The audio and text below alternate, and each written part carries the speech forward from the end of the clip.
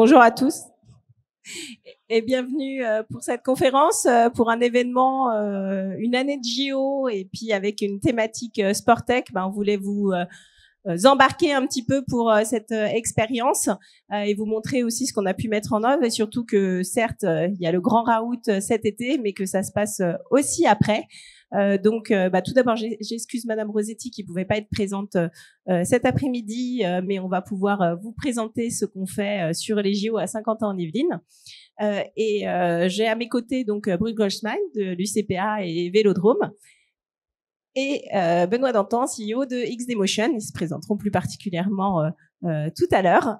L'idée pour nous, c'est de vous faire un petit peu voyager donc dans l'Ouest francilien, dans le deuxième pôle économique de la région Île-de-France, à Saint-Quentin, où on a 17 000 entreprises. On est partie prenante du cluster Paris-Saclay et on aime tester, expérimenter et jouer, notamment avec les Jeux Olympiques.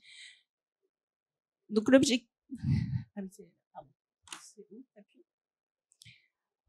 Donc pour rentrer directement dans le sujet, donc Saint-Quentin-en-Yvelines, on accueille cette épreuve des Jeux Olympiques sur 4 sites olympiques. Donc on a une bonne concentration et c'est là que se passeront une grande partie des épreuves, avec un vélodrome national pour accueillir des épreuves de cyclisme et de paracyclisme, un BMX pour accueillir le BMX donc juste à côté du vélodrome.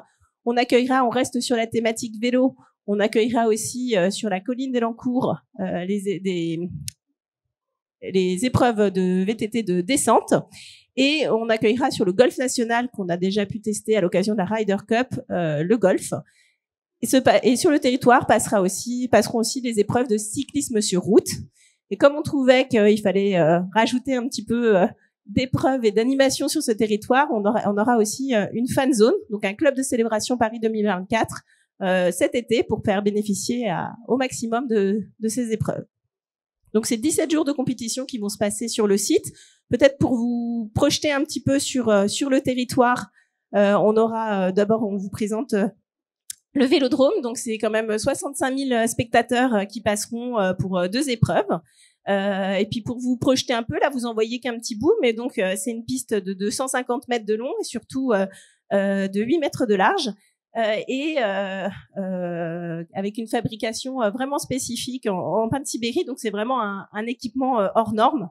Mais là, on y reviendra et vous le verrez un petit peu plus parce qu'on va vous présenter ce qu'on y a mis en œuvre, surtout en termes d'innovation, puisque c'est quand même le thème du jour. Donc, je vous emmène ensuite sur la partie BMX. Et là, donc, on reconnaît les petits vélos qui ont été rendus célèbres grâce à Haïti. C'est les mêmes qui vont dans l'espace. Là, vous verriez les bosses, ça peut s'envoler aussi et ça va jusqu'à 60 km/h. Et là, c'est 5400 spectateurs qu'on va attendre. On passe ensuite un très bel écrin qu'avait accueilli la Ryder Cup donc en 2018, qui est le golf national de Saint-Quentin-en-Yvelines.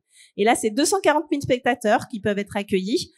Et puis sur ce site, il y a aussi tout au long de l'année la fédération de golf qui y est. Il y a aussi un centre de performance, donc c'est vraiment un lieu qui vit tout le temps. Et enfin, là, on voit l'arrivée, mais on est tout en bas du point culminant d'Île-de-France, qui est la colline d'Elancourt, et donc qui va accueillir les épreuves de VTT. Et on a pu déjà faire le test event sur cette partie pour s'entraîner pour les Jeux.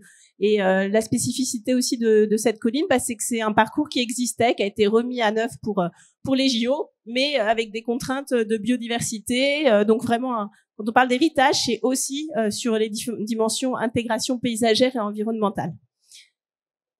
Enfin, je vous le disais, on a créé une fan zone pour pouvoir faire bénéficier à tous ceux qui ne peuvent pas avoir de place ou qui veulent être dans une ambiance aussi festive pour ces Jeux, une fan zone où pendant des 17 jours d'épreuve, il y aura des animations sportives, des animations culturelles, mais on a voulu aussi y ajouter une dimension développement économique parce que avoir les JO sur le territoire, c'est une vraie opportunité selon nous aussi en termes de business.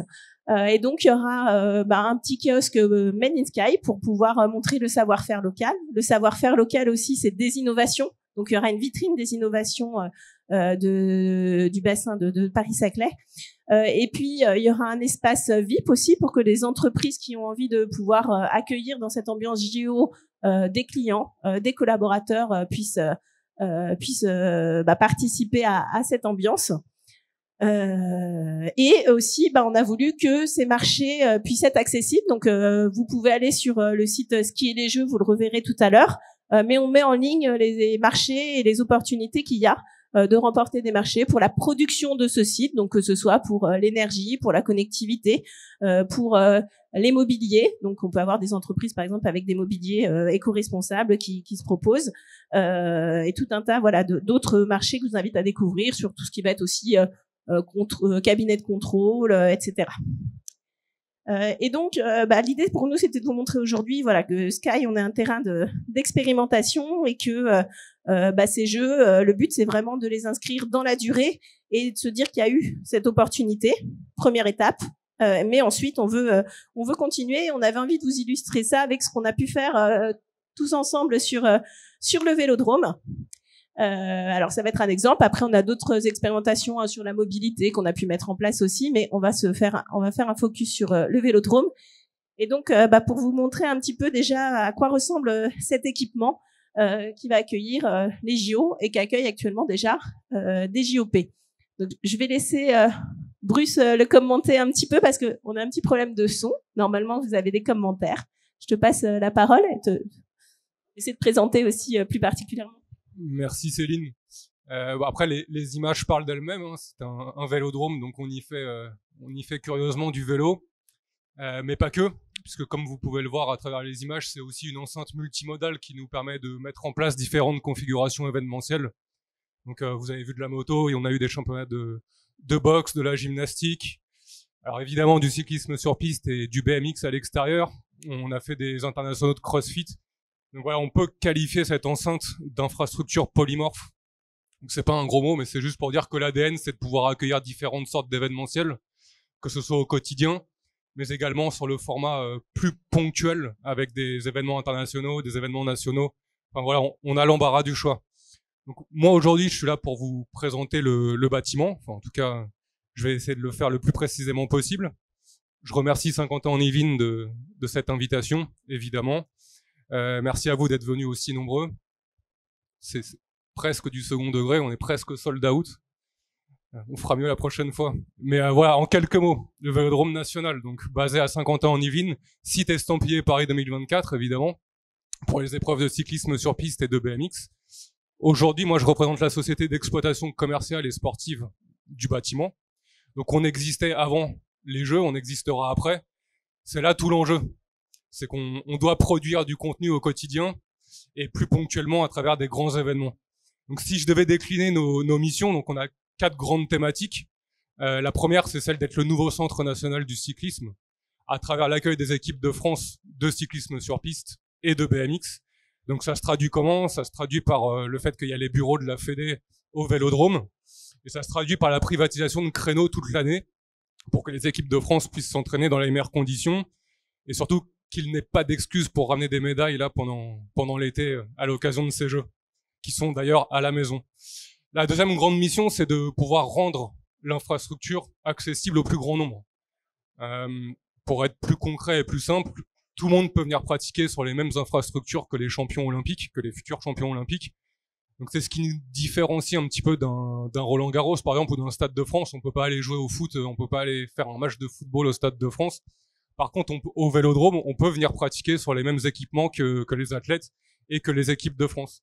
Si je prenais l'exemple d'un produit un peu plus ciblé, on propose un baptême à partir de 7 ans, donc que ce soit pour le BMX ou le cyclisme sur piste, un baptême qui va être encadré par des coachs diplômés d'État et parfois sur certaines sessions, un athlète équipe de France qui va donner ses conseils et ses sensations sur ce type de pratique.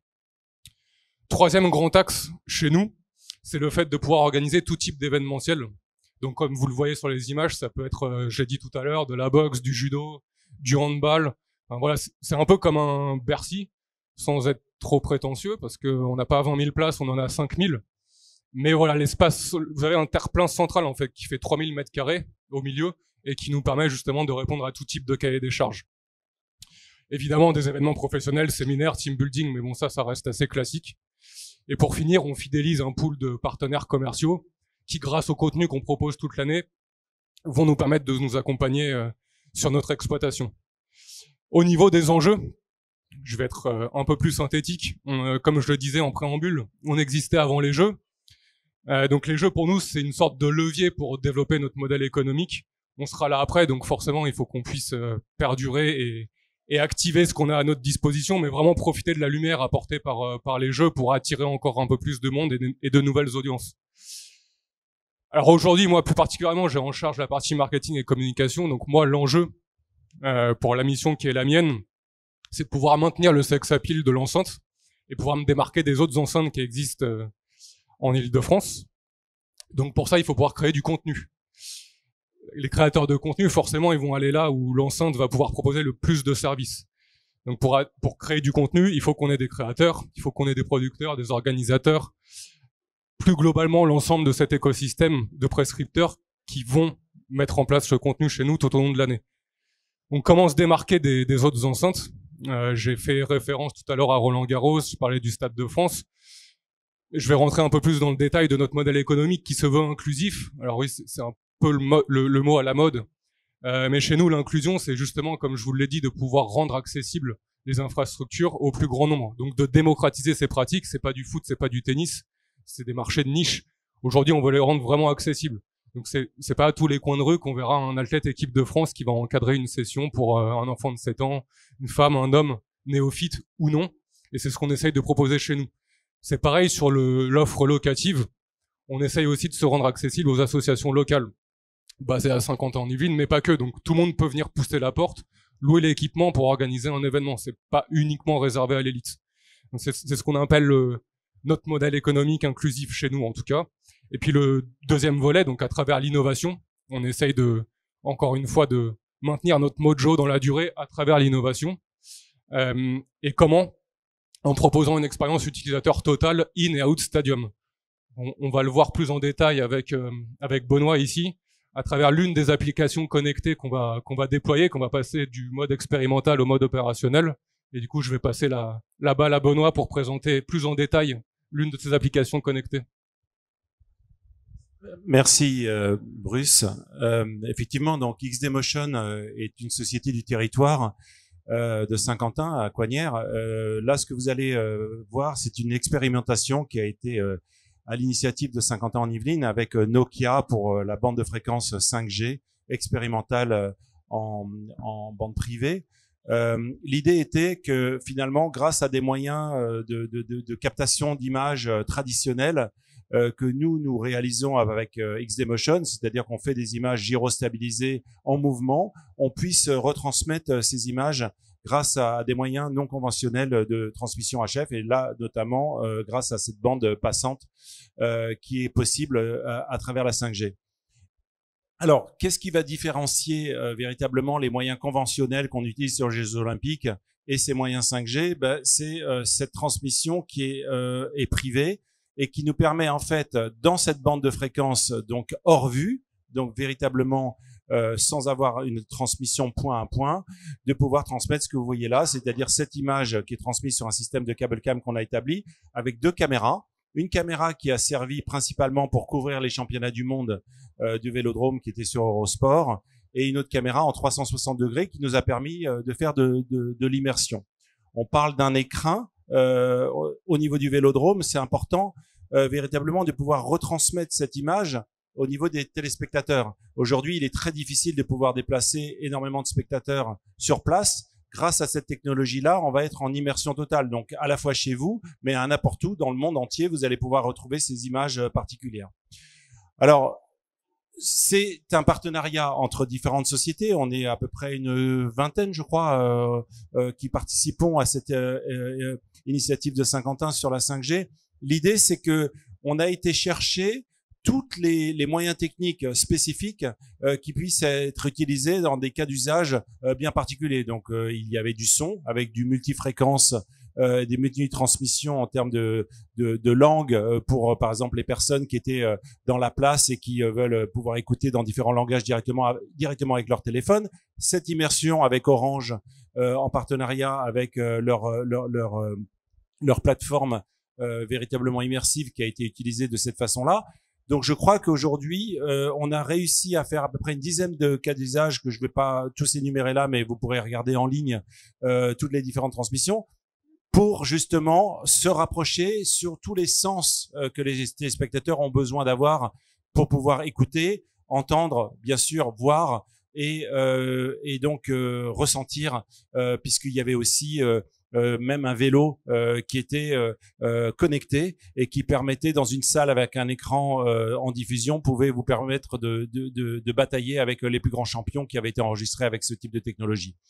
Donc voilà, donc ça c'est pour expliquer un petit peu sur la partie de l'expérimentation qu'on a mis en place.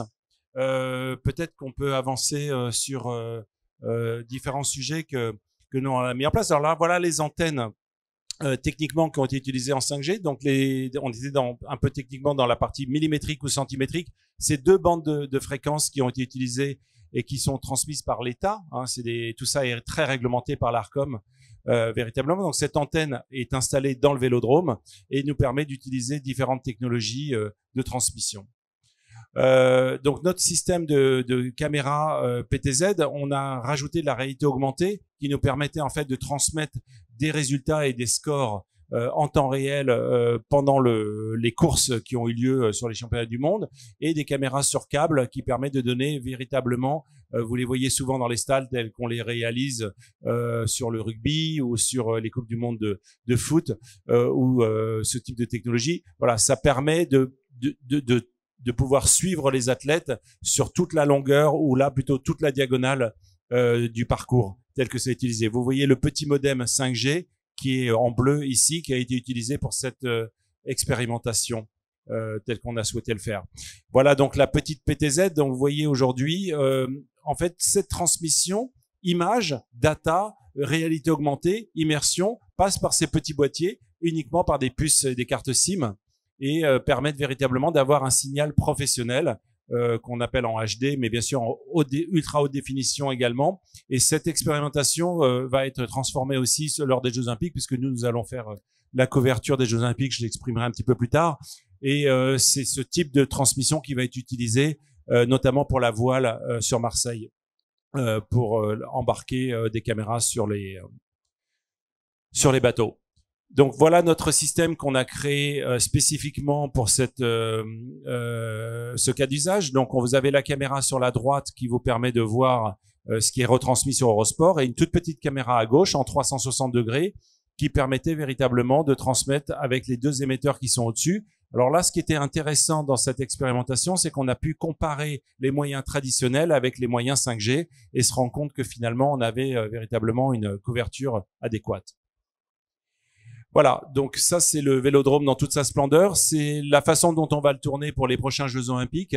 Je rappelle que sur les 4 sites qui vont être tournés, le vélodrome en fait partie, mais à côté vous avez le Stadium BMX sur lequel on mettra également un système sur cable cam.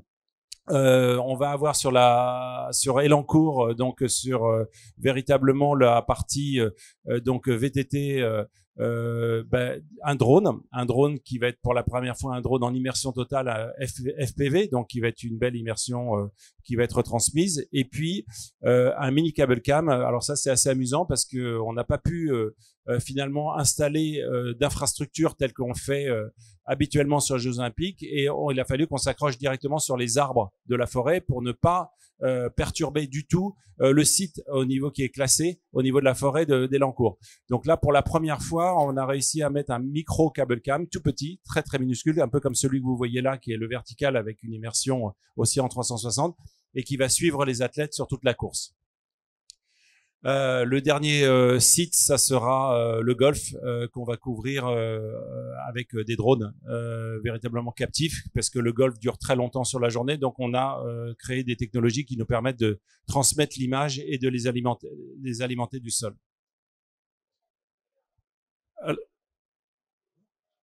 Alors voilà, alors là un peu en avant-première, XD Motion, notre société, on est depuis 2004 Athènes, les Jeux, on couvre tous les 2 ans les Jeux Olympiques sur des caméras spéciales. Là, ce que vous allez voir là, c'est véritablement une avant-première. On est en test avec, comme vous le reconnaissez certainement au premier plan, Tony Estanguet de Paris 2024. On est en test pour la cérémonie d'ouverture des Jeux sur la scène avec une caméra robotisée qui se trouve au centre du bateau, qui est en dessous, et 2 têtes gyrostabilisées qui habituellement vous voyez sur le Tour de France sur des hélicoptères. Et en fait, ces systèmes robotisés vont suivre les athlètes pendant toute la cérémonie. Il y aura 3 bateaux comme celui-ci qui seront installés et qui vont suivre le fleuve véritablement et qui vont nous permettre donc de faire la présentation. Là, on parle plus en centaines de milliers, on parle en milliards de téléspectateurs, ce qui met un petit peu la pression sur nos équipes. Puisque nous aurons 3 bateaux principalement. XD Motion va couvrir l'ensemble des Jeux Olympiques au niveau de tous les sites olympiques. Et je vais vous dévoiler un petit peu, on va vous montrer quelques images en avant-première de ce qu'on a réalisé lors des essais pour Paris 2024 et OBS, qui est notre client, qui vont suivre derrière si cela fonctionne. Ce qui n'est pas toujours certain. Faut peut-être l'envoyer en régie, peut-être en play, ça sera peut-être parce que je pense que c'est une chaîne. Alors, au niveau de l'innovation, notre société réalise des prises de vue hélicoptères, des prises de vue drone, des prises de vue cable cam, des prises de vue robotiques. Là, vous allez voir une autorisation très spéciale. Ce sont des images qui ont été réalisées en drone. Alors, c'est dans un format professionnel qui passe pas forcément très bien, c'est pour ça que ça saccade un petit peu. Dans le truc, voilà, c'est rétabli, c'est parfait. Donc voilà des images qu'on a réalisées à 6 heures du matin qui vont vous donner à peu près ce que sera la cérémonie le 26 juillet prochain sur Paris avec le Grand Palais sur lequel nous aurons aussi des moyens spéciaux, les ponts de Paris qui seront donc avec un drone qui sera sur un bateau qui va suivre l'intégralité de la cérémonie. C'est une très grande difficulté et pour nous c'est un très grand honneur de pouvoir filmer véritablement Paris de cette façon-là parce que habituellement, comme vous le savez, le survol de Paris est totalement interdit pour tout moyen aérien. Là, on a des autorisations totalement spéciales de la préfecture et des préfectures et des services de sécurité. Comme vous le savez, on est dans un contexte de sécurité complexe sur lequel notre société a dû véritablement passer un tas de certifications pour pouvoir réaliser ces images. Là, par exemple, sur la montée sur le Louvre, bien évidemment. Donc, on a réalisé des images test de la cérémonie. On est en pleine répétition aujourd'hui. Ça fait 1 an qu'on travaille sur ce projet avec la société. On est très fiers de faire partie du territoire parce que Saint-Quentin nous a aidé aussi à nous faire connaître, à nous développer dans des sites comme le Vélodrome sur lequel nous avons participé. La société compte 10 personnes. On est une petite PME. On est aujourd'hui au centre des Jeux Olympiques au plus haut niveau. Donc ça, c'est une très grande fierté pour nous parce qu'arriver avec une création en 2011 à 3 personnes et on finit à 10, on sera 100 personnes sur la cérémonie d'ouverture. On va couvrir donc en dehors de cette cérémonie les sites de Marseille où vous aurez la voile ou sur lesquels on va couvrir tous les drones qui seront embarqués par rapport à la voile. Je peux vous dire que sur la Tour Eiffel, il se passera quelque chose, donc vous penserez à moi quand vous le verrez au mois de juillet. Je peux pas vous le dévoiler, mais bon voilà, je vous ai cité 2-3 indices que vous verrez sur la Tour Eiffel pendant les Jeux Olympiques. On va pas tout dévoiler ce soir. Et après, tous les événements qui vont avoir lieu sur le sport sont relativement classiques, mais toujours avec des drones en FPV, en immersion, au plus proche des athlètes. Et c'est une entreprise française avec d'autres partenaires français. On y tient beaucoup qui avons réussi à réaliser. C'est pas encore un exploit, mais c'est un exploit sportif, je peux vous le dire. Ça fait depuis 2004 que je fais tous les jeux et ceux-là, ils sont plutôt passionnants pour nous avec ces réalisations d'images particulières. Merci. Merci Benoît de nous avoir dévoilé en avant-première quelques-unes. Là, vous le voyez en avant-première parce qu'il n'y en a pas beaucoup qui l'ont vu. Voilà, c'est des images. Par exemple, vous voyez la Tour Eiffel, elle est pas très 16/9e, ce qu'on dit dans notre jargon. C'est très très difficile de filmer la Tour Eiffel, mais vous voyez qu'on arrive quand même avec des formats spécifiques à réaliser des images. Je tiens à préciser qu'on a eu une très très belle surprise aussi. C'est qu'on va réaliser les images pour NBC aux États-Unis. L'intégralité des images de présentation des Jeux Olympiques en France, c'est nous qui les avons réalisées, et les images que vous voyez là ont servi à ce sujet qui est en boucle sur les États-Unis. Merci Benoît. Donc on voit l'importance de passer ces étapes avec des plateformes d'expérimentation comme le Vélodrome. Et puis on n'a pas envie de s'arrêter là et de se dire qu'après les JO c'est fini. Donc l'idée c'est quand même de retravailler dans la durée. Bruce, je te laisse nous dire ce qu'on a en perspective derrière. Avec grand plaisir. Du coup, pour surfer un peu sur la vague de Benoît, même si on fait du vélo au Vélodrome, je peux vous dévoiler d'ailleurs que pendant les Jeux, il y aura du vélo au Vélodrome. Mais ouais, l'idée, comme je vous le disais en préambule, c'est qu'on existait avant les Jeux, nous, société d'exploitation, et on devra exister après. Donc nous, on va plutôt encore une fois capitaliser sur les nouvelles audiences que les Jeux vont pouvoir apporter pour attirer encore un peu plus de monde. Et justement se servir des cas d'usage qu'on a expérimentés sur les années passées, parce que ça fait maintenant 4 ans, si je me trompe pas, qu'on expérimente. Donc il nous tarde de basculer au mode opérationnel. On est plutôt prêt avec Benoît, comme les autres startups qui nous accompagnent. Et donc l'idée, c'est vraiment de prendre les besoins des consommateurs, qui sont les principaux concernés chez nous, donc le grand public, encore une fois les tourneurs, les organisateurs, et de pouvoir leur proposer toute une gamme de services plus à disposition chez nous au Vélodrome national, ce qui devrait pouvoir nous démarquer de la concurrence, en tout cas en partie. Si je devais prendre un exemple assez concret, nous on aimerait considérer une application de ticketing qu'on va développer en propre au Vélodrome national autour de la blockchain pour pouvoir y greffer un certain nombre d'applications connectées, dont celle de Benoît, mais d'autres également, hein, je pense notamment à Augmented Acoustic, qui permet de sélectionner ses pistes audio pendant un seul et même événement.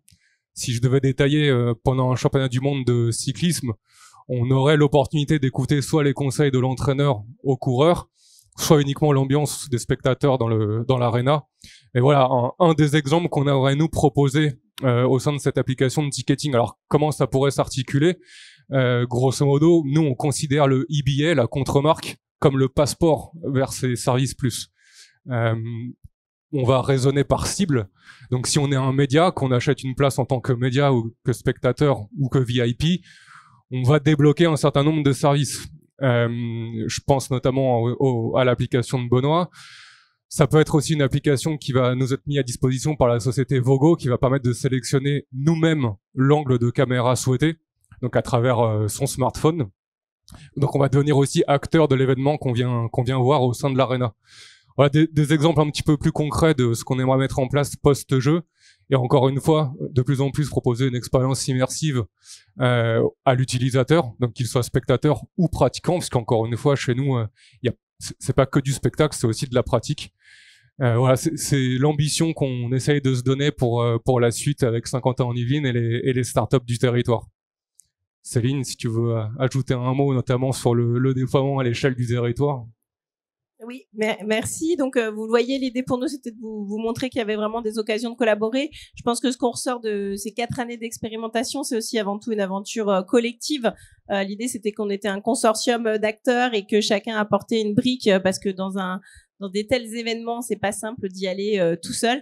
Et la start-up, elle a aussi besoin de s'appuyer sur des infrastructures, sur des organisateurs, et on a la chance d'avoir l'UCPA et le Vélodrome qui jouent vraiment le jeu, mais parce que c'est gagnant-gagnant pour tous, je crois aussi, c'est ça qui est à retenir.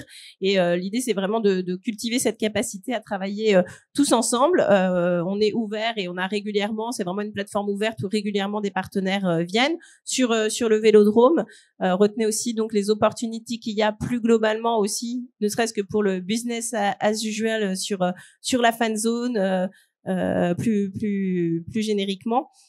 Et donc, pour nous, on veut continuer d'aller plus loin. On a eu quelques expressions de besoins. J'ai retenu quelques mots-clés autour de l'IA, du tracking, de la blockchain. Voilà, c'est des sujets dont vous pouvez parler avec le Vélodrome, et vous n'auriez pas forcément pensé intuitivement à aller taper à la porte du Vélodrome. Si vous avez des interlocuteurs avec qui vous pouvez échanger sur ce sujet, sur les sujets vidéo aussi.